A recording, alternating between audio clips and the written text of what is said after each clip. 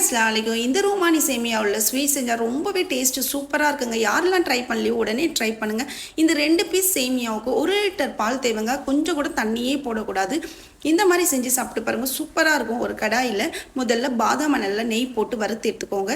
அதே நெய்லேயே முந்திரி திராட்சையும் வறுத்து எடுத்துக்கோங்க. இன்னொரு பாத்திரத்தில் இந்த பால் போட்டு நல்லா கொதி வந்ததும் சர்க்கரை ஏலக்காய் தேவைக்கேற்ற மாதிரி போட்டு இதை ஆஃப் பண்ணிவிடுங்க. இந்த மாதிரி திராட்சை எல்லாத்தையும் வறுத்து எடுத்துக்கிட்டு இன்னும் கொஞ்சம் நெய் ஆட் பண்ணி இந்த ரூமானி சேமியாவை நல்ல கோல்டன் ப்ரௌன் வர அளவுக்கு வறுத்து எடுத்துக்கோங்க. அப்போ தாங்க இது நல்லா செம்ம டேஸ்ட்டாக சூப்பராக இருக்கும். இந்த மாதிரி கலர் வந்ததும் ஆஃப் பண்ணிவிடுங்க. நம்ம கொதிக்க வச்ச பாலில் இதை போட்டு அப்படியே அந்த நட்ஸ் எல்லாம் போட்டு மூடி விட்டுருங்க. நீங்கள் கொதிக்கலாம் வைக்கக்கூடாது, இந்த சூட்லேயே வெந்து வந்துடும். செம்ம டேஸ்ட்டாக இருக்குங்க. இதை நீங்கள் சூடாகவும் சர்வ் பண்ணலாம், இல்லை ஃப்ரிட்ஜில் வச்சு சாப்பிட்டா அவ்வளோ டேஸ்ட்டு சூப்பராக இருக்குங்க. மறக்காமல் நீங்கள் ட்ரை பண்ணுங்கள். நம்ம சேனலை லைக் பண்ணிக்கோங்க, ஷேர் பண்ணுங்கள். தேங்க்யூ.